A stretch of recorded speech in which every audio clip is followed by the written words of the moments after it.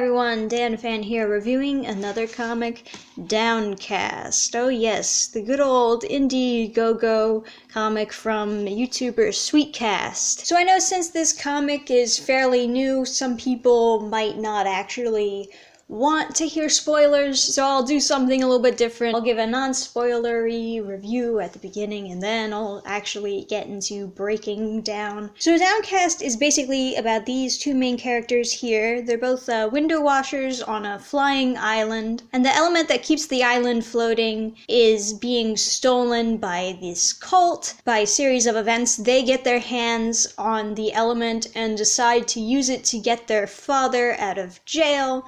He was wrongfully imprisoned for murder. I'll say right off the bat, there are a lot of problems with this comic. I mean, story-wise, all of the lore elements are there. All of the ideas are there. Execution? A little bit wonky. I think one of the biggest problems with this book, probably the artist. The style itself, it's okay. I have no problem with the actual style. The problem is it can be inconsistent, and it's also really sketchy and sometimes straight up lazy. I really don't like this cover, honestly. The line art for it is fine, but when I first saw this, I thought this was going to be edited and revised. As it turns out, no, this is just it. You're supposed to put more time into the cover than the interior art, but it feels like the opposite is what happened. Because, inside, the city looks like this, and this looks better than this. But it's not just the buildings. The people, the characters themselves look inconsistent from time to time. Sometimes she looks like a normal human being.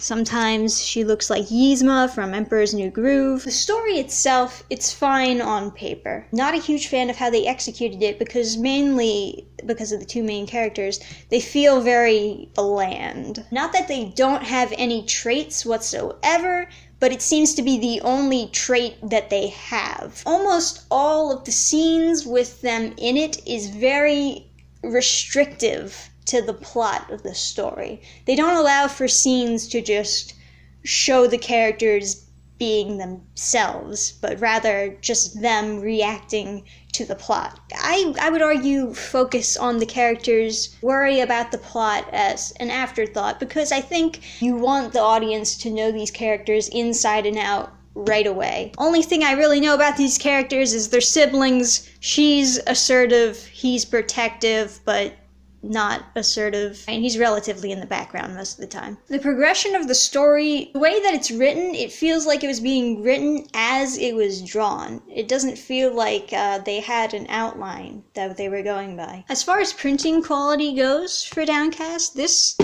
feels extremely sturdy. I probably can't really see it that well in this super dark room, but there is the glare on the two main characters, and a little bit on the logo too.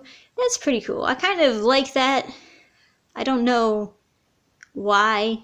But yeah, this book feels sturdy enough so that I could throw it against the wall a bunch of times and not have it be dented in any way whatsoever. I would say, in conclusion, art needs some serious editing. That or artist just needs to be changed. Second, characters feel a little bit bland, needs to be fleshed out more in further issues. Third, story progression, a little bit rough. Is there anything else that I should say before I actually break down the actual story? I will say that the action is pretty mild and a little bit unconvincing in a lot of scenes. If you're looking for something extravagant like Jawbreakers, this is not it. This is super casual action. Alright, the rest of this review is going to be spoilers, so if you want to read this comic on your own, go read it and come back when you are ready for this.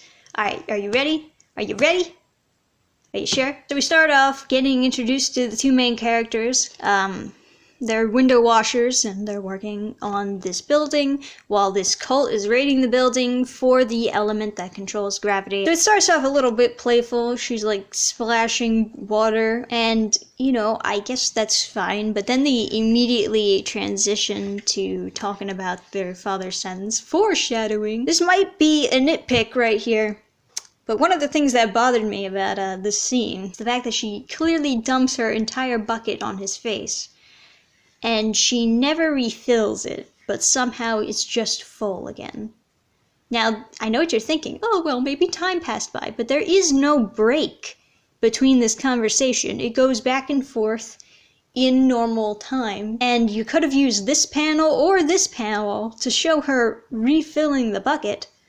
But you just didn't. Like I said, I know that's a nitpick, but it bothered me. So then we get to a pretty decent action scene where they are breaking out with the orb. The cops have guns and they have swords. The cultists have swords. I don't understand how in a million years they are able to beat the cops with swords. Like at the beginning scene, he just kicks the guy.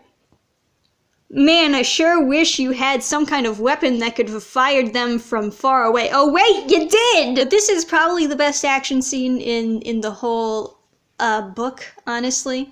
And you start off with it, which I guess is pretty cool, you know? This scene is a little bit awkward right here. I had to point this out because that bubble is clearly supposed to be over here. Correct me if I'm wrong, but he's going to stab her because she has the orb or whatever. And I didn't even notice him in the background at first swinging this thing because, you know, it's kind of just blends in. But he swings his thing at him and then he says, "Joe, look out." No. He should be saying, "Joe, look out," and then swings and then he falls. Am I wrong? No. I'm not. I'm never wrong. So at first they cut her rope, and then he, in a cool pro gamer move, ties her rope to him. But then instead of cutting both of the ropes, he tries to pull them in, and then the rope snaps on its own. It's kind of weird. Why didn't he just try to kill them both? Or better yet, why didn't he take the cop's gun and start shooting at them? I mean, they're just kind of hanging there, right? And then this scene is kind of cool. We got kind of like a 2-pager with the very stylistic vertical panels here, where she uses the element to save their life by floating them up to the top of the building. So then we're introduced to the leader of the cult, and he is a senator. And, you know, he's lecturing the two people who could not get the orb. And honestly, I feel like this scene goes on for a little bit too long. I feel like it could have just, like, ended here, honestly. For some reason, we get a 2 extra page so that he can take this girl and throw her out the window for no reason. I guess the reason is to show an example of what happens when you fail, but it's done so cheaply. It's just not cool, you know? I mean, first of all, both he and her don't say anything when he's throwing her out the window. He doesn't say anything like, "This is what happens when you betray the goddess," or you only fall because the goddess wants you to die, or anything like that. He just throws her. It's just, like, not cool. I usually like those scenes where villains are seen, like, killing off their own minions, but this just doesn't work for me.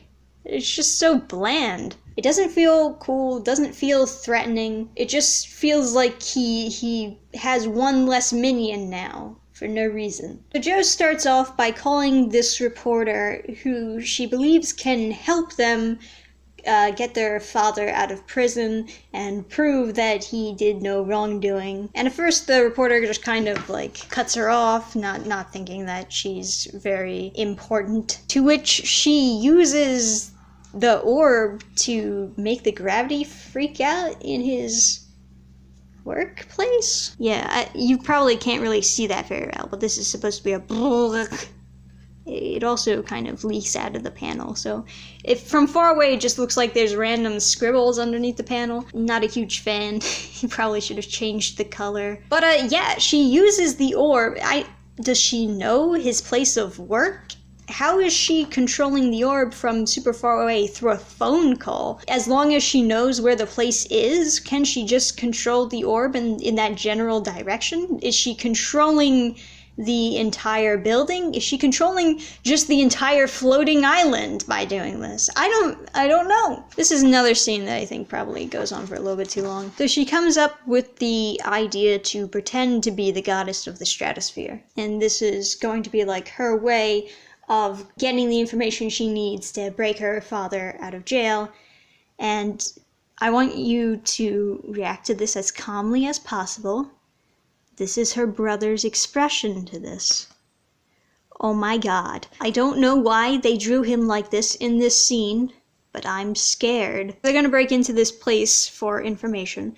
And, you know, Jax is kind of worried that she's going to get shot, you know, with bullets. And, you know, that's a legit worry to have, because when you're floating in the air, you're a very, very easy target for bullets. But she kind of just brushes it off, like, no, it's actually not a big deal at all. They don't kill people or anything, you know? It's almost like she knows the only cop who fires at her misses. How did she know that? Yeah, this break-in scene is super bad. In my opinion, this is probably the worst action scene in the entire book. So she's got a gravity-controlling orb, and all of these officers have guns. And the idea is she's like making them float and drop to the ground, and that's how she's defeating them. But just because you're floating doesn't mean you can't fire a gun. Also, they're just on the ground. You can just get up and keep chasing them. Or you don't even have to chase them, you can just fire your gun, because guns work long range. You see, what would have been a more convincing way of defeating these officers is like if you lifted their guns from their holsters and like lifted them onto the ceiling where they couldn't reach them or something like that. Or maybe you could like make the gravity on the guns super duper heavy to the point where they just like fall right to the ground and get crushed under the pressure. But just making them float and then fall, that's not how you defeat guys with guns. It's not cool. So it turns out that the city, the floating city, is actually going to fall because they've stolen this element. So there is a pressure to give the element back, and then these cultists are also after the element. So they capture Jax. She doesn't get captured because she can float. Lucky her. And this guy threatens her, you know, give us the orb or otherwise I'll slit his throat. And he says run, you know, obviously. This is usually the point in a normal superhero comic where the hero is like, fine, have the orb. And he's like, I told you to run. And she's like, I couldn't leave you. I just couldn't leave you to die. But no, she just leaves. She's just like, fuck are you? It's almost like she knows that they're not actually going to kill him, which they should have definitely killed him, because that would have actually put weight on this scene. Instead, it's just like, never mind, we're not going to kill him. That wouldn't be good for the plot, so we changed our mind. So he's captured, and the senator just reveals himself as being the leader of the cult, and the idea is he's going to use Jax as bait in order to lure Joe back in, which is kind of confusing, because, you know, if she really cared about Jax's life, wouldn't this have counted as using him as bait? It's kind of seemed like it didn't work back there. What makes you think it's gonna work now? And there's no scene in between where she leaves and where this guy is captured. So there's no scene of her coming to terms with the fact that she abandoned her brother. There's no scene of her genuinely being worried of her brother, thinking, what am I gonna do? There's no emotional scene of her after this. She just comes back. So she leaves and then just comes back. Okay.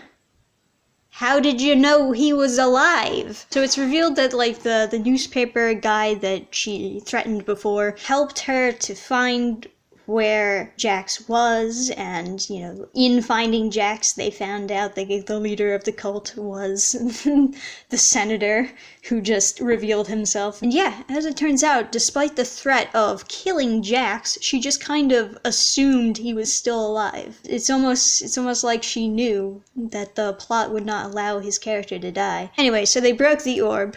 but I guess it still works, well, broken. They got a piece, and the guy got a piece, and he ate it, and after he ate it, something happened to him, but we're not really quite sure what. I think he probably just has some gravity powers or something. And that's the cliffhanger that ends Downcast #1. Like I said, all of the lore, all of the story ideas are there.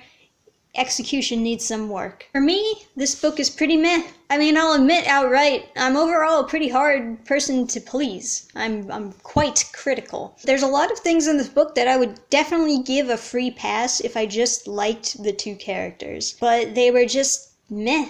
They were just bland. A lot of things in this book were just bland. It almost feels like you're playing it way too safe. But the biggest problem is definitely the art in this book. The art is a huge problem. There's a lot of things that you gotta fix. Alright, to everyone else who's watching besides Clint, thank you for watching. Thanks for hearing out my review. I know it was a bit long, but that's what happens. Be sure to comment down below your thoughts on Downcast. And of course, remember to like the video if you'd like to see more comic book reviews. I'll see you guys next time. Bye! Program restart. Shutting down all systems.